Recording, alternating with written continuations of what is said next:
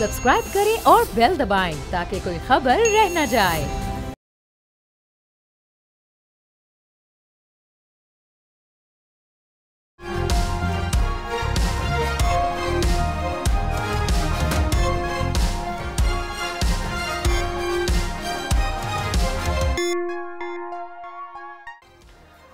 नाज़रीन अस्सलाम वालेकुम। तब्दीली विद डॉक्टर दानिश के साथ हाजिर हैं। आज हमारे पास एक्सक्लूसिव एक मेहमान है और बड़ी दिनों से हम कोशिश कर रहे थे उस मेहमान के हवाले से कि हम उनसे बात करें।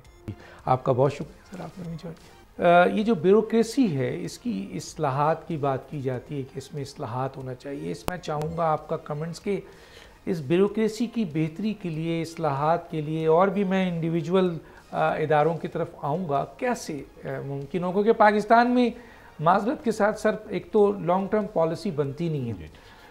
लॉन्ग टर्म पॉलिसीज़ अगर बने भी तो हुकूमत ज़्यादा देर ठहरती नहीं है, जो पॉलिसी बनाती है फिर दूसरी हुकूमत उसको दफन कर देती है, तो कंटिन्यूएशन में भी नहीं रहता है। तो एक तरफ हम देखते हैं कि जी ना तो लॉन्ग टर्म पॉलिसी बनती है, ना हुकूमत सस्टेन होती है, ज़्यादा दिन रहती है कि उन पॉलिसीज़ को इम्प्लीमेंट करे, और तीसरा ये है कि सर अहम तरीन इदारा यानी ब्यूरोक्रेसी में इस्लाहात की बात की जा रही है, अब भी की जा रही है, कैसे हो? देखिए, मैं तल्ख बात से आगाज़ करता हूँ। अभी तक ब्यूरोक्रेसी में जितनी इस्लाहात इस हुकूमत के दौरान हुई हैं, they are non starters. Oh my god, उससे कोई बेहतरी नहीं आएगी।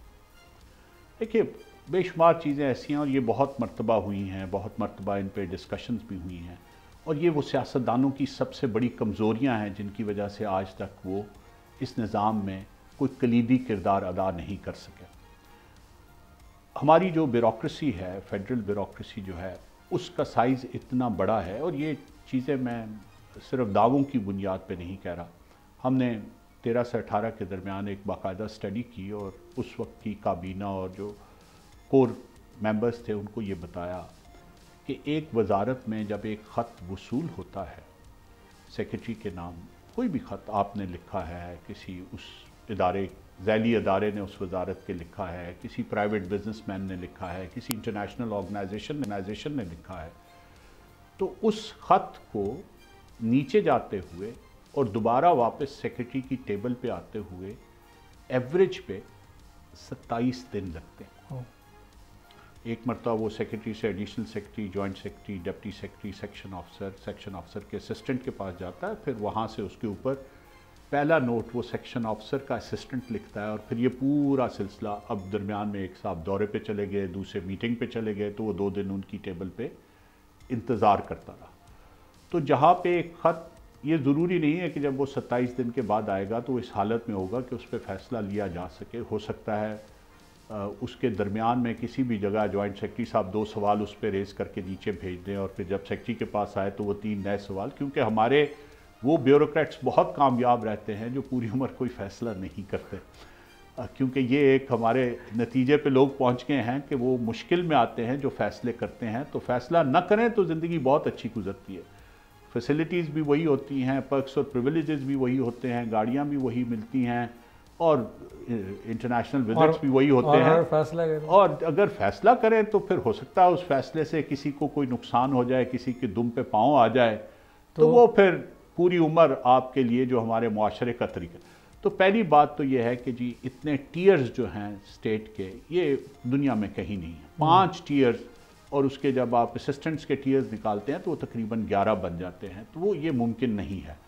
तो बहुत अरसे से मैं ज़ाती तौर पे कई हुकूमतों के साथ ये चीज़ कहता रहा कि जी फेडरल गवर्नमेंट में इन टीयर्स को 5 से कम करके 3 कर दिया जाए, और प्रोविंशियल गवर्नमेंट में ये 4 से कम करके 2 कर दी जाए, और यकीन माने इससे ये इम्प्रूव होगा। मसलन हम जब प्राइम मिनिस्टर ऑफिस 2013 में गए तो 678 लोगों का प्राइम मिनिस्टर ऑफिस था।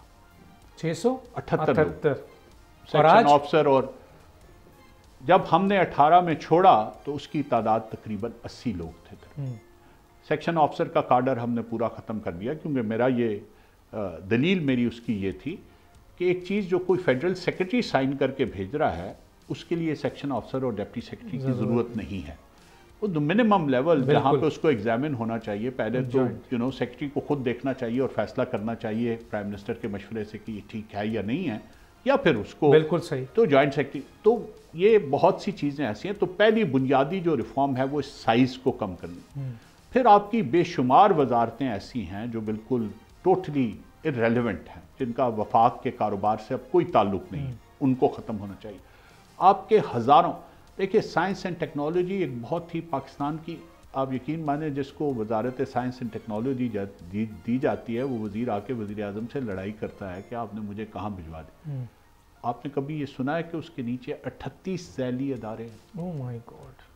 और उनमें सैकड़ों, जब वो वहाँ पे जाके वज़ीर बैठता है तो उसे पता चलता है कि मैं तो बड़ी अच्छी जगह आ गया हूँ। आपको ये नहीं मालूम कि कैबिनेट का वज़ीर, जिसका कभी नाम भी नहीं किसी ने सुना क्योंकि नॉर्मली वो प्राइम मिनिस्टर के पास ही रहता है, कैबिनेट के नीचे अनगिनत इदारे हैं बिल्कुल जो उसके नीचे काम। तो गवर्नमेंट का एक साइज बहुत मैसिवली रिड्यूस होने वाला है। दूसरी जो बुनियादी रिफॉर्म की ज़रूरत है वो ये है कि अब ब्यूरोक्रेसी में उस तरह की, देखिए एक वक्त वो था जब पाकिस्तान में सबसे रिस्पेक्टेबल, सबसे वेल पेड, सबसे ज़्यादा वेल लुक्ड आफ्टर प्रोफेशन जो है वो सिविल ब्यूरोक्रेसी था।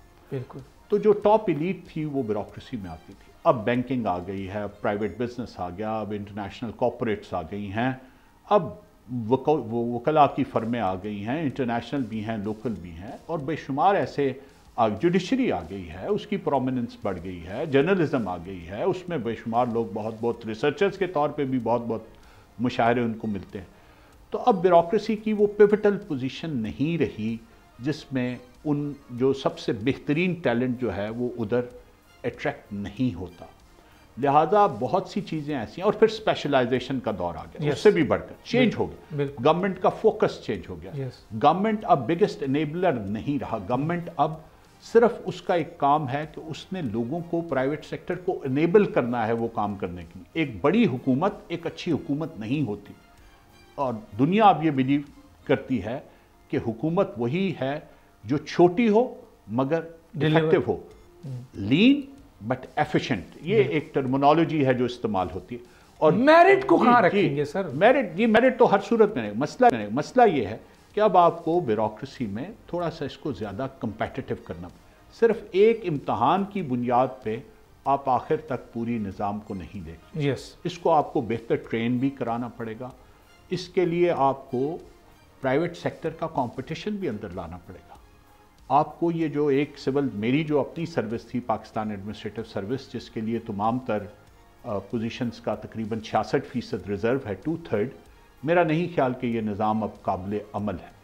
अब आपको इसको ओपन अप करना पड़ेगा, और आपको शायद पब्लिक सर्विस कमीशन तो अपने भी काम पूरे नहीं कर सकता, आपको शायद एक ऐसा सिलेक्शन पैनल, बहुत ही अच्छे नामवर लोगों का, और मैं कई मरतबा उसके लिए सैयद बाबर अली साहब का नाम तजवीज़ करता हूँ, बहुत ही क्रेडिबल आदमी हैं और समझते हैं इन सारी चीज़ों को, उस तरह के कुछ लोगों का एक पैनल ऐसा जिसमें तमाम सूबों की भी नुमाइंदगी हो, तरतीब देना पड़ेगा। जो आपकी जो लिस्टेड पोजीशन, जो ग्रेड 21 और 22 कम अज़ कम, अगर 20 को आप नहीं भी शामिल करते, क्रिटिकल फाइनेंस में, प्लानिंग एंड डेवलपमेंट, सब चीज़ों में जो हैं, उनके लिए उन्हें ये चाहिए कि वो लोगों को प्राइवेट और पब्लिक सेक्टर का, जिनको 15 साल का एक्सपीरियंस हो, उन्हें कहें कि वो उनके लिए अप्लाई करें, जिसको समझते हैं कि जी उनका, और उसका फिर इंटरव्यू करके लिए हर एक पोजीशन के लिए 3 लोगों का एक पैनल रिकमेंड करें, और उस 3 में वज़ीर आज़म के पास मुकम्मल इख्तियार हो कि वो उन 3 में से किसी को भी चूज कर ले, लेकिन उन 3 के बाहर जाने का इख्तियार उसके पास ना हो। बहुत सही। तो सेक्रेटरी भी अगर उसने सेलेक्ट करना है तो उन्हीं 3 में से करे, जिसमें, तो इसमें एक बैलेंस मैं समझता हूँ लाने की ज़रूरत है। पब्लिक प्राइवेट सेक्टर के बैलेंस को लाने की ज़रूरत है आपको, इसमें एबिलिटीज़ का, और इसमें आपको लोगों को इंसेंटिव भी देने की ज़रूरत है कि एक आदमी बजाय इसके कि इसी लाइन में लगा हुआ है और उसने अपनी बारी पे ही, अगर वो ज़्यादा काबिल है तो उसको वक्त से पहले प्रमोशन। अगर एक आदमी 15 साल के एक्सपीरियंस के बाद समझता है, वो पुलिस का ऑफिसर है, और वो ये कहता है कि जी मैंने तो PhD की है काउंटर टेररिज्म में, और मैं ये समझता हूँ कि मैं तो एडिशनल सेक्रेटरी इंटीरियर बहुत अच्छा हो सकता हूँ काउंटर टेररिज्म को डील करने के लिए, इस काबिलियत का आदमी तो उसको ये मौका मिलना चाहिए। इंसेंटिव बहुत जरूरी है, क्योंकि इंसेंटिव नहीं देंगे तो करप्शन। और फिर आप पे पैकेजेस जो है उनको सिग्निफिकेंट, और ये छोड़ दें, आप यकीन माने 2008 में मैंने उस वक्त पंजाब हुकूमत में ये प्रेजेंटेशन दी, आज के वज़ीर आज़म उस वक्त के चीफ मिनिस्टर थे, उस वक्त मैंने उन्हें ये कहा कि लोगों की तरजीहात बदल रही हैं। मुझे इस चीज़ में दिलचस्पी नहीं है कि मैं 4 एकड़ के घर में रहता हूँ या नहीं रहता हूँ, लेकिन मुझे इस चीज़ में ज़रूर दिलचस्पी है कि मैं कल अपने बच्चे को और अपनी बेटी को दुनिया के अच्छे से अच्छे तालीमी इदारे में तालीम दिला सकता हूँ कि नहीं दिला सकता। तो आप पे पैकेजेस लोगों के अपग्रेड करें, लोगों को ये इख्तियार दें कि वो बड़े घर में रहना चाहते हैं या वो अपने बेटे को या बेटी को कोलंबिया यूनिवर्सिटी से पढ़ाना चाहते हैं। तो ये इन लाइंस पे जिस दिन आप रिफॉर्म शुरू करेंगे और तो बेहतर होगी, और जिस दिन आप सही मानों में ये जो आजकल मुलम्मा साजी हो रही है ना कि जी हमने ये फलानी राइट साइजिंग कर दिया है, तो रीस्ट्रक्चरिंग कर दिया है, तो देखिए आपने ऐसी आसामियां जो पिछले 3 साल से खाली थी, अगर आपने वो स्ट्राइक ऑफ कर दी हैं तो साइज तो कम नहीं हुआ आपका एडमिनिस्ट्रेटिव एक्सपेंडिचर। देखिए गवर्नमेंट मैं नहीं समझता कि उसमें वो तयक्कुन है, उसको इतना अपने ऊपर यकीन है इस वक्त कि वो ये मुश्किल फ़ैसले कर सके। तो ये मुश्किल फ़ैसले सबको मिल के करने पड़ेंगे। जब तक सब मिल के बैठ के ये फ़ैसला नहीं करेंगे, ये फ़ैसला नहीं। लेकिन सर नियतों की बात होती है ना। अच्छा सर, मैं आता हूँ ये कि 18वीं तरमीम ने कितना नुकसान पहुँचाया है, क्योंकि बहुत से महकमे इधर भी गए उधर भी गए, इख्तियारात दिस डैट, इस पर ज़रा सा बताएं सर मुझे। देखिए 18वीं तरमीम ने नुकसान भी पहुंचाया और बहुत फ़ायदा भी पहुंचाया। मेरी बुनियादी अगेन मैं इस चीज़ को किसी भी फोरम पे डिबेट करने के लिए तैयार हूँ। देखिए 18वीं तरमीम में जो ठीक फ़ैसले हुए वो ये था कि जी फिनांसेस का एक अच्छा हिस्सा जो है वो सूबों को फेडरेटिंग यूनिट्स के पास ट्रांसफ़र हुआ, लेकिन जो उसमें एक इनहेरेंट सोच थी कि सूबे जो हैं वो इसका एक मुनासिब हिस्सा वो लोकल गवर्नमेंट्स को भी ट्रांसफ़र करेंगे, वो नहीं हुआ। 18वीं तरमीम की बुनियादी ख़राबी ये थी कि जो पूरा साइकिल है रिफॉर्म का वो नहीं किया गया। तो सूबों ने सिर्फ जो उनके फ़ायदे में चीज़ थी वो उन्होंने ली।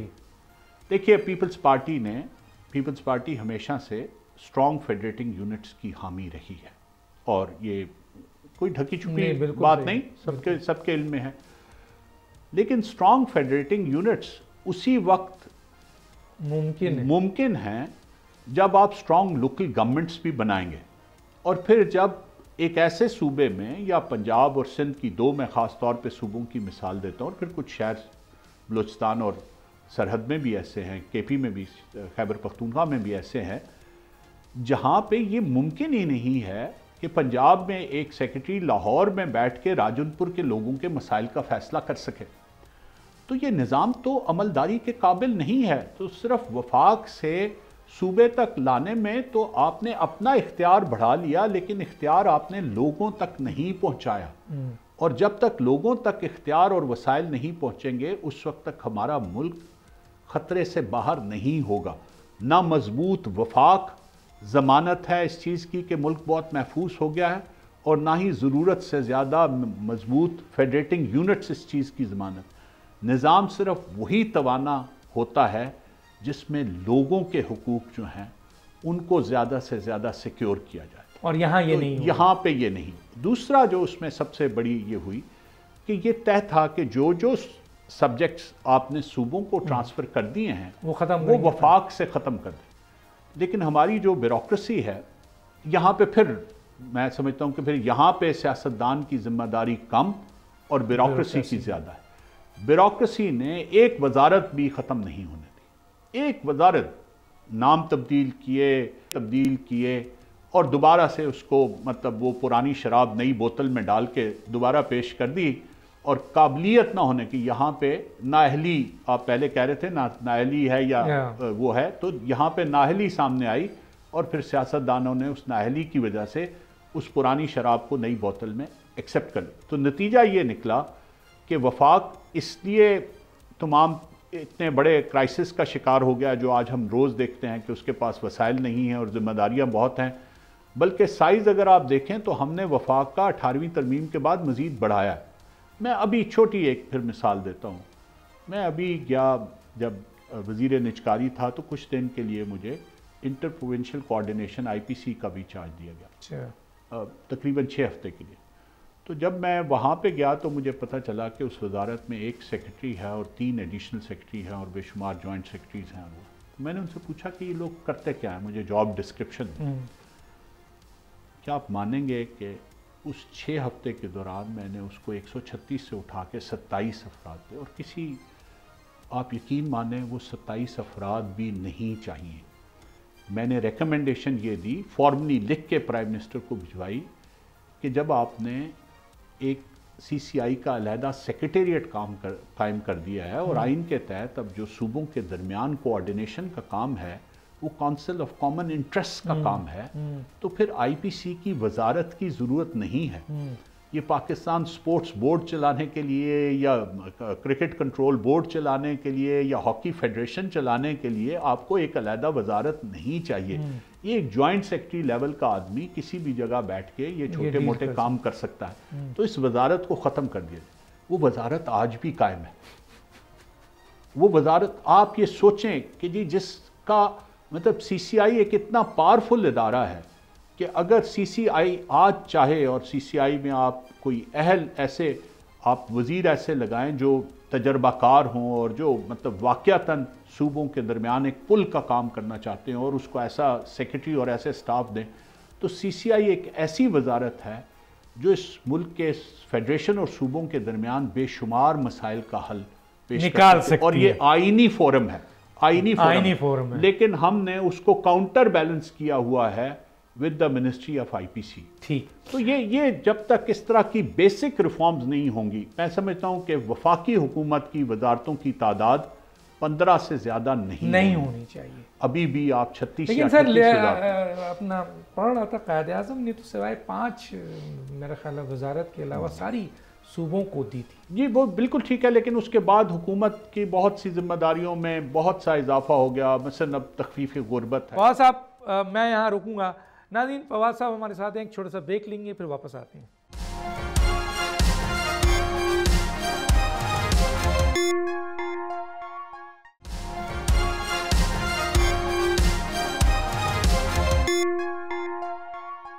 Welcome back. जी फवाद साहब, आपने बहुत ज़बरदस्त बात की कि जी पावर्स फेडरल से प्रोविंशियल तो गया, हमने NFC भी देखा जो गया, इख्तियारात भी देखे, ताकत भी देखा, लेकिन प्रोविंशियल से लोकल पे नहीं गया। यानी और इसमें सबसे ज़्यादा हमें देखने को मिला कि जी वो सियासी निज़ाम, वो सियासी जमातें जो डेमोक्रेटिक सियासी जमातें कहलाती हैं, उनके दौरे हुकूमत में बल्दियाती निज़ाम को डिस्करेज किया गया और इख्तियारात और फाइनेंस नीचे लेवल तक नहीं पहुंचा।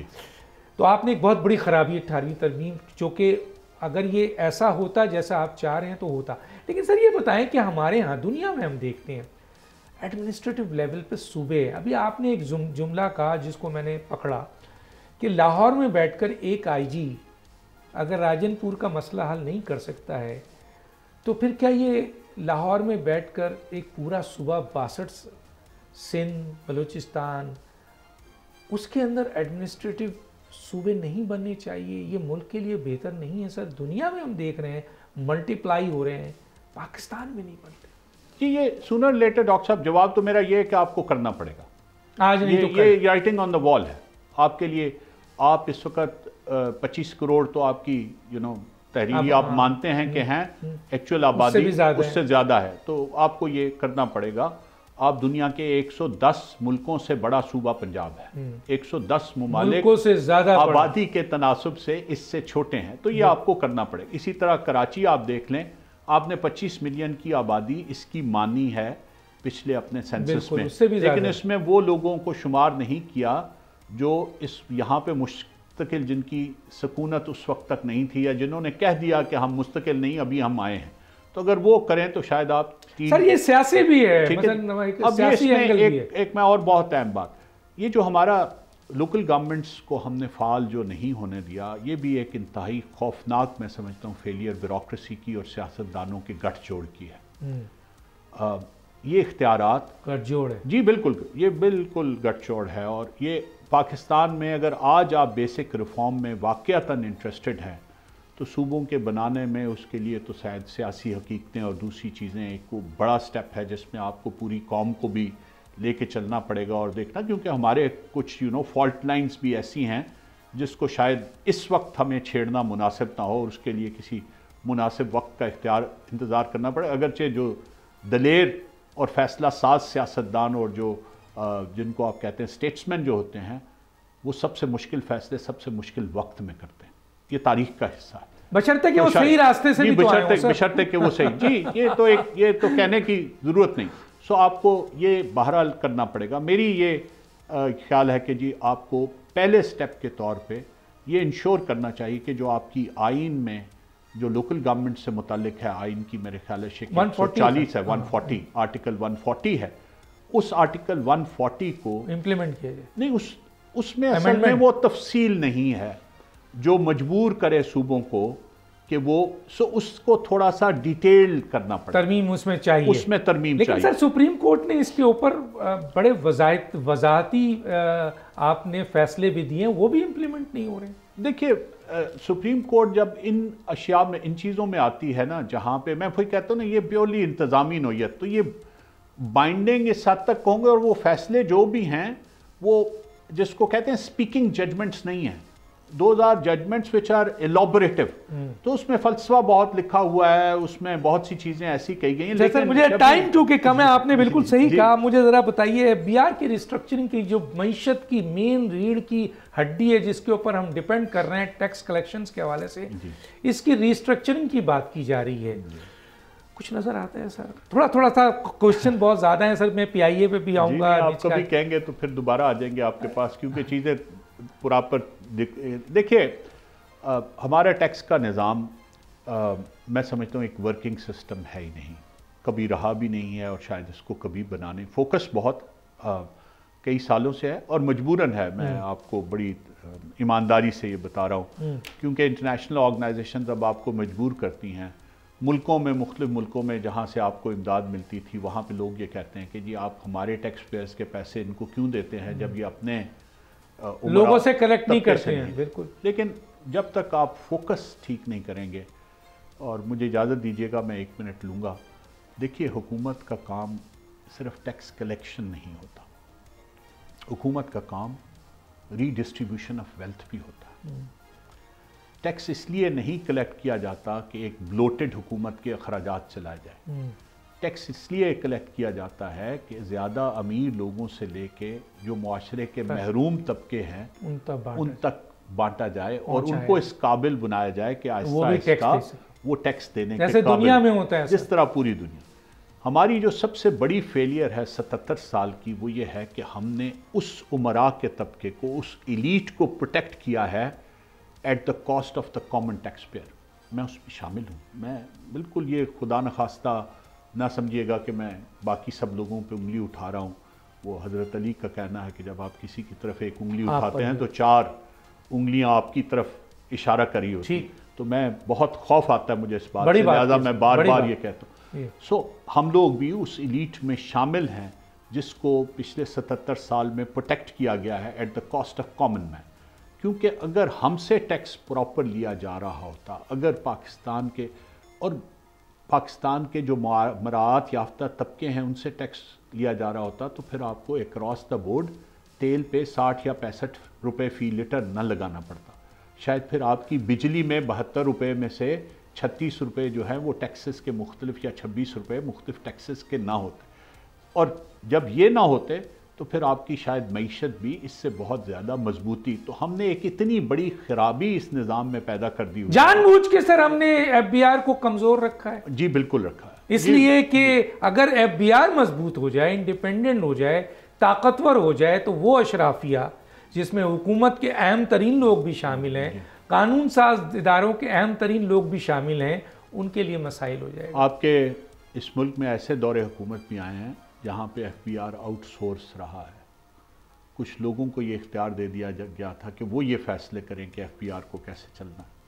तो ये जब तक आप FBR को एक नेशनल टैक्स एजेंसी के तौर पे ऑर्गेनाइज नहीं करेंगे, और आप यकीन मानें ये कोई काम ऐसा नहीं है जो नहीं हो सकता, लेकिन अगर आपका सारा फोकस ये है कि जो टैक्स पेयर्स हैं आप उन्हीं पे ज़्यादा से ज़्यादा बर्डन डालते जाएंगे और जो आदमी टैक्स नेट से बाहर है उसको उसमें लाने की कोशिश नहीं, अभी भी बहुत सर एग्रीकल्चर के इनकम पे टैक्स नहीं है, सर्विसेज सेक्टर्स पे नहीं है, प्रॉपर्टी पे टैक्स नहीं है, ट्रेड पे टैक्स नहीं है, ट्रेड पे नहीं, और जो हैं वो इनडायरेक्ट टैक्सेस हैं, और वो इतने ज्यादा हैं कि उसका बोझ आम आदमी तो हुकूमत खुद नहीं चाहती सर, मेरे अभी तक हुकूमत में, या फिर आप कहें कि इदारे इतने मजबूत हैं कि होने नहीं देते? नहीं, कोई भी इदारा, देखें मैं बड़ी ये यकीन से कहता हूं कि कोई भी ब्यूरोक्रेसी, कोई भी इदारा इतना मजबूत नहीं होता कि वो एक राइटफुल डिसीजन को इम्पीड कर सके। तो इसका मतलब है कि लेकिन हुकूमत, अगर मैं सिलेक्टिव फैसला करूं एक हुक्मरान के तौर पे, एक सीनियर सिविल सर्वेंट के तौर पे, मैं अगर चेयरमैन एफपीआर के तौर पे सिलेक्टिव फैसला करूं, तो फिर लाजमी बात है कि मेरे नीचे जो बैठने वाले हैं उनको ये जवाज मिल जाएगा, क्योंकि मेरा अखलाकी जवाज बहुत कमजोर हो जाए। तो इस अशराफिया पे टैक्स नहीं लगाने की पूरी जिम्मेदारी मौजूदा मसलन हुकूमत पे होती है, ठीक है सर, ये एक्सेप्ट होना पड़ेगा। देखिए दुनिया में डॉक्टर साहब, फिर मैं क्योंकि टाइम मेरे पास कम है, एक फिक्रा, देखिए दुनिया ने तमाम तर निज़ामों को एक्सपेरिमेंट करने के बाद इस नतीजे पे पहुंचे कि जो सबसे इक्विटेबल सिस्टम ऑफ टैक्सेशन है उसके दो बुनियादी उसूल हैं। Every income has to be taxed, जो भी आदमी को कमाता है, हाँ, इनकम पे नंबर वन, और number two every consumption has to be tax. मैंने 1 लाख रुपया कमाया, मैंने उसमें से 90,000 रुपया खर्च कर दिया, मेरे 1 लाख पे पहले टैक्स लगेगा और फिर 90,000 की कंजम्पशन पे टैक्स लगे। लेकिन एक और आदमी है, उसने 1 लाख रुपया कमाया और 30,000 खर्च किया, उसने 70,000 रुपया सेविंग्स करके इस मुल्क की बुनियाद को मजबूत किया, तो उसके 30,000 पे टैक्स लगे। हम ये नहीं कर रहे। तो इनका इनकम, हर इनकम पर tax, every income and every consumption, जो कि नहीं, दो बुनियादी टैक्स हैं, सेल्स टैक्स है और इनकम टैक्स है। जिस दिन आप ये फैसला कर लेंगे कि हमने हर ऐसी चीज को जो कोई अर्न कर रहा है उसको टैक्स करना है, और हर वो चीज जो वो कोई खर्च कर रहा है उसको टैक्स करना है, तो सर टैक्स लगाने वाले भी तो वही हैं जो नहीं चाहते हैं सर। फिर बात वही आती है कि हमारी हुकूमत, हमारी ब्यूरोक्रेसी, हमारे कानून साज इदारे उन लोगों के ऊपर इन चीज़ों पे टैक्स नहीं लगाना चाहते हैं। हम आगे चलें सर। निजकारी एक बहुत ही इंपॉर्टेंट चैप्टर रहा है सर, मेरे पास टाइम क्योंकि कम है। मैं ज़रा PIA पे आता हूँ सर। वो PIA जो नूर खान के ज़माने में हम पढ़ते हैं, देखते हैं, जिसने कई एयरलाइंस खड़ी कर दी सर, आज तबाही के दहाने पे है और कोई उसकी निजकारी करने को भी तैयार नहीं है। तो इसकी जिम्मेदारी, क्योंकि मेरे पास 9 मिनट है सर, मैं चाहता हूँ कि इस 9 मिनट के अंदर इस निजकारी के ऊपर मैं आपका स्टील मिल भी इसमें आती है सर। जी, मैं पहले तो PIA की बात कर ले। देखिए PIA बड़ी बदकिस्मती की बात है कि हमने ये जो अभी पिछले 8 महीने में इस हुकूमत ने फाइनली एक सिंगल बिडर के साथ बिडिंग की, और मैं पहले भी कह चुका हूँ, 9 मिनट इतना वक्त नहीं कि मैं तफसील से करूँ, लेकिन मैंने आपके प्रोग्राम के तवासुत से कि मैंने सेनेट की जो प्राइवेटाइजेशन की कमेटी है उसके जो चेयर हैं सेनेटर तलाल चौधरी, उनको फ़ोन किया था और उन्हें कहा था कि आपकी कमेटी में बहुत सी बातें हुई हैं, तो आप अगली मीटिंग करें और मुझे बुलाएं।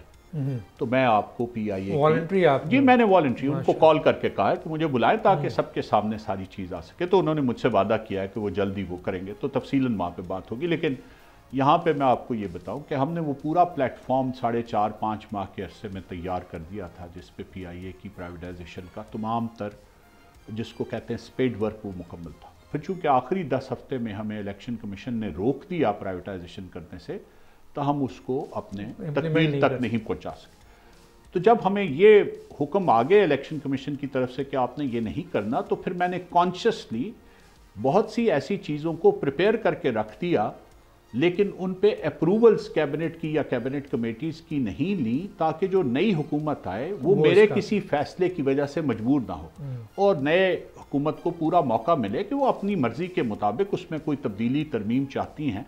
सो एक बिजनेस प्लान मौजूद था, लेकिन वो अमेंड हो सकता था। एक ट्रांजैक्शन स्ट्रक्चर मौजूद था, लेकिन वो अमेंड हो सकता था।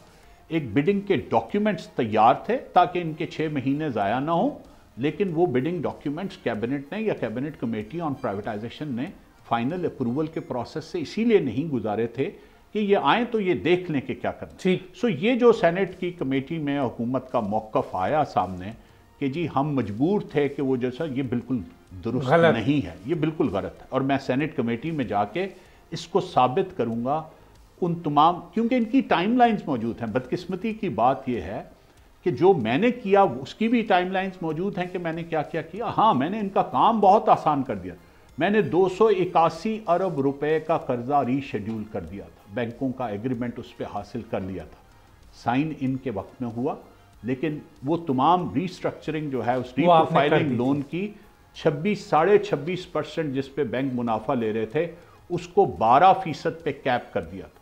तो इनके लिए काम काफी आसान हो। नहीं किया तो दानिस्ता नहीं किया। नहीं, मैं आपको बता सर, टाइम कम है, मैं बिल्कुल जी अब आए इनके पास आए और इनके पास जो पहले तकरीबन 12 मुख्तलिफ ग्रुप्स ने इनके साथ एक्सप्रेशन ऑफ इंटरेस्ट दिया और जिसमें से इन्होंने 8 को स्टेटमेंट ऑफ क्वालिफिकेशन जिसको कहते हैं वो जारी भी की, रिक्वालिफाइड, और उसके बाद उस 8 में से 6 ने इनसे बिडिंग डॉक्यूमेंट्स भी इशू करवाए। और जब वो बिडिंग डॉक्यूमेंट्स इशू करवा लिए और उन्होंने ड्यू डिलिजेंस का प्रोसेस उस वक्त तक मुकम्मल हो चुका था, रीस्ट्रक्चरिंग हो चुकी थी, तो उन्होंने कुछ चीज़ों पे हुकूमत से वजाहत मांगी और कहा कि जी अगर आप चाहते हैं कि हम ये करें तो आप ये चीज़ें 2-3 बुनियादी चीज़ें हैं, मैं जल्दी से आपको बताता हूँ। पहला, एक 46 बिलियन का जिसका ये बार बार कहा जाता है कि जी होल छोड़ दिया और उसको हमने जो इतना कर्जा ट्रांसफ़र किया वो क्यों नहीं किया। डॉक्टर साहब, बाज़ चीज़ें ऐसी हैं जिसमें शायद ब्यूरोक्रेसी हुकूमत को मिसलीड करती है तो उनको ठीक तरह से बताया नहीं जाता या फिर उनकी नाअहली का मसला है। देखिए, टैक्स लायबिलिटी जो है वो कभी भी ट्रांसफरेबल नहीं होती। सो पीआईए में 26 अरब रुपए ऐसे थे जो पीआईए का जो फाइनेंस का स्टाफ है वो एफईडी लोगों से टिकटों की सेल पे कलेक्ट करके खर्च कर चुका था पिछले कई सालों के दौरान, और एफपीआर के 26 अरब रुपए उन्होंने अदा करने थे। तो पीआईए की तरफ से बहुत प्रेशर था, हम जब थे कि जी आप इसको राइट ऑफ कर दें, ये तो हमारे पास अब है नहीं। मैंने एक पॉइंट ऑफ प्रिंसिपल पे स्टैंड लिया कि इस मुल्क में सैकड़ों सरकारी इदारे हैं, अगर आज हमने एक प्रेसिडेंट क्रिएट कर दी तो ये हर साल 1200-1400 अरब रुपए की नई राइट ऑफ शुरू हो जाएंगे। तो ये कभी नहीं करना चाहिए और मैं आज भी हुकूमत को ये वार्न करता हूं कि ये मत करें। ये वो एक नया करप्शन का समंदर खोल देंगे अगर उन्होंने टैक्स लायबिलिटी को ट्रांसफर किया राइट ऑफ। हल क्या था? हल बहुत सिंपल है, हुकूमत ने सैकड़ों अरब रुपए का कर्जा दिया हुआ है पीआईए को, 26 अरब रुपए की एक और ग्रांट देते और वो पे करा देते और अपने कर्जे में तो जब भी पीआईए के एसेट सेल होते तो वो उसमें से रिकवर। दूसरा, 10 अरब रुपए की ब्रिज फाइनेंसिंग की थी इन्होंने सिविल एविएशन अथॉरिटी ने, क्योंकि पीआईए के ऊपर एक केस होने वाला था जिसमें 2 जहाज़ जिनकी लीजेस ये पे नहीं कर सक रहे थे और इनके वकील ने इन्हें लिख के ये भेजा था कि ये प्रिलिमिनरी हियरिंग में आपके ऊपर 50 से 100 मिलियन डॉलर के डैमेजेस लग सकते हैं। Preliminary hearing, know detailed hearing is required. तो उस पे वो जो जहाज़ थे वो जाके पीआईए की इंतज़ामिया ने उनकी नेगोशिएशन की और उसके ऊपर जो बेहतरीन से बेहतरीन कॉस्ट आ सकती थी उसमें उनको जहाज़ों को ख़रीद लिया गया, क्योंकि अदरवाइज डैमेजेस बहुत ज़्यादा नुकसान होता। तो वो ब्रिज फाइनेंसिंग थी। अगेन, इसके अलावा भी सिविल एविएशन के तकरीबन 108 अरब रुपए पीआईए ने अदा करने हैं जो उन्होंने नहीं किए, तो वो 108 से 118 भी हो सकते थे। और इसी तरह जब पीआईए के एसेट सेल हों तो वो पे उसमें मसला ये है कि ये पीआईए एक ऐसी सोने की मुर्गी है जिसको कोई जाने नहीं देना चाहता। मैं बिल्कुल आपको कौन नहीं जाने देना, कोई भी नहीं जाना, ना एविएशन मिनिस्ट्री जाने देना चाहती है, ना आपकी फाइनेंस मिनिस्ट्री, ना वजीर आजम सेक्रेटेरिएट जाने, बिकॉज ये आपके पास हमेशा लोगों को ओब्लाइज करने के लिए एक है। यहाँ पे आप बोर्ड में लोगों को लगाते हैं, वो लोग पूरी दुनिया में पीआईए के एक्सपेंस पे सफ़र करते हैं। पीआईए मुख्तलिफ लोगों से जहाज़ों के पुर्जे खरीदती है, मुख्तलिफ कंपनियों से बड़े मुआहदे करती है।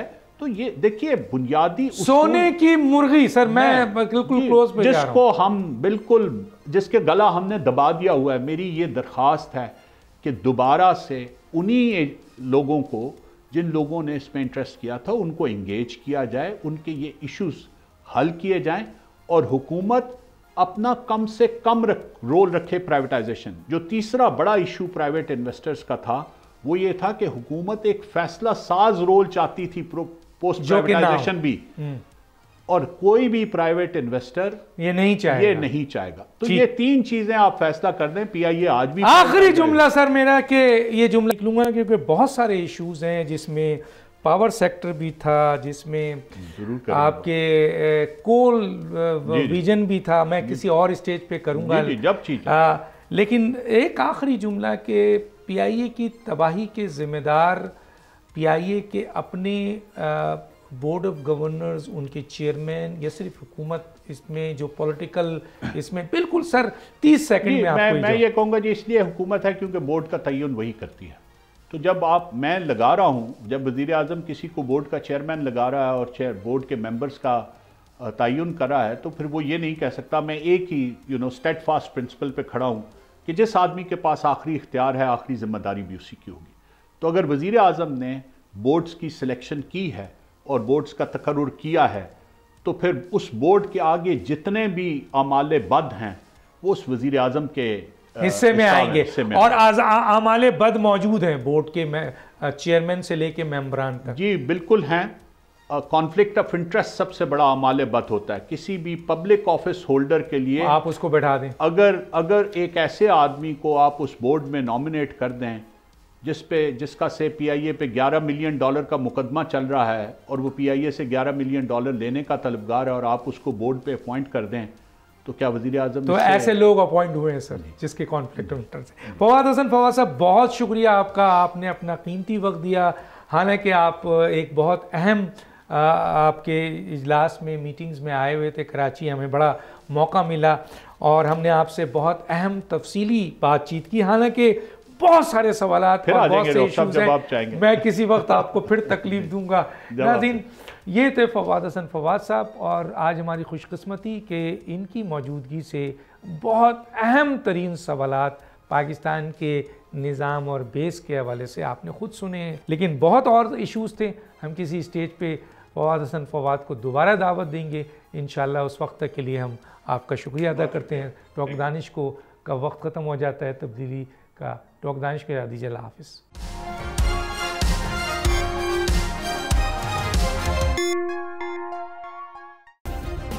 सब्सक्राइब करें और बेल दबाएं ताकि कोई खबर रह न जाए।